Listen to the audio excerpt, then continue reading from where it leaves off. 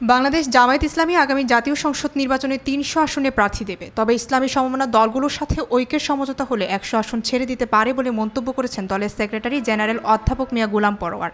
শুক্রবার দুপুরে নগরীর আল ফারুক সোসাইটি কমপ্লেক্সে ইসলামী ছাত্র শিবিরের খুলনা মহানগর সদস্য পুনর্মিলনী অনুষ্ঠানে তিনি এ কথা বলেন। অনুষ্ঠানে প্রধান বক্তা ছিলেন ইসলামী ছাত্র শিবিরের সেক্রেটারি জেনারেল নুরুল ইসলাম সাদ্দাম। সভাপতিত্ব করেন খুলনা মহানগর ছাত্র শিবিরের সভাপতি আরাফাত হোসেন মিলন।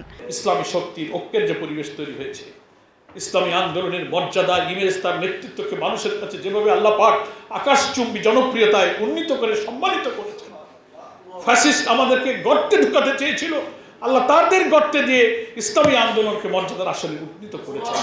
এই শুকরিয়া আদায় করার জন্য আসল যার যার নির্বাচনী এলাকায় এখন থেকে প্ল্যানিং করেন কবে আমি বাড়িতে চলে যাব। যেতে যতক্ষণ দেরি হচ্ছে সেখানকার সাথে যোগাযোগ রাখেন। নিজের ইউনিয়ন, নিজের উপজেলা, নিজের ওয়ার্ডে আপনি কাজ করেন।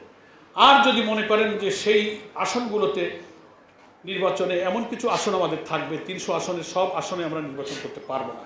যদিও আমরা ৩০০ আসনে আমরা চূড়ান্ত করেছি, প্রাথমিক বাছাই হয়ে গেছে, কিন্তু আলটিমেট কথা যাদের সামনে আমরা সমঝোতা করব, যাদের সঙ্গে একটা ঐক্য হবে ইনশাআল্লাহ, সে পরিবেশ এগিয়ে যাচ্ছে। যাদের সঙ্গে যে কয়টা দলের সাথেই হোক কিছু সিট তোমাদের ছাড়া লাগবে, নাকি বলেন?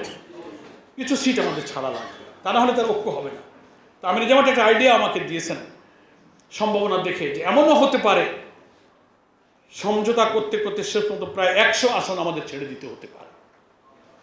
আমাদেরকে বলেছেন মাইন্ড সেট রাখবে, কমপক্ষে ২০০ আসনে আমরা ইনশাল্লাহ ইলেকশন করব। ১৫০ কিছু, মানে ১৫০ না, ২০০ যদি থাকে বা যদি বেশি থাকে, হয়তো ১০০ বা তার কিছু কমও যদি ছাড়ি, তাহলে এমন কিছু আসন থাকবে যে আমাদের ছেড়ে দিতে হবে। অথবা সেই আসনগুলো নতুন কখনো আমরা ইলেকশন করিনি, যে তার সম্ভাবনা একেবারেই ক্ষীণ, এরকম ২-৪টা আসনও কিন্তু থাকতে পারে। সেটা আপনারা বুঝে শুনে যদি মনে করেন যে আমি খুলনাতে থাকি, সাংগঠনিক কাজ করি, এখানে আমি রোপণ, তো আমার যে সিট ওটা হয়তো ছেড়ে দেওয়ার মতো একটা সিট একেবারেই সম্ভাবনা নাই, তাহলে আমি অনুরোধ করব আপনি ভোটার ট্রান্সফার হয়ে ভোটার তালিকার নাম বদল করে আপনি খুলনাতে থাকেন।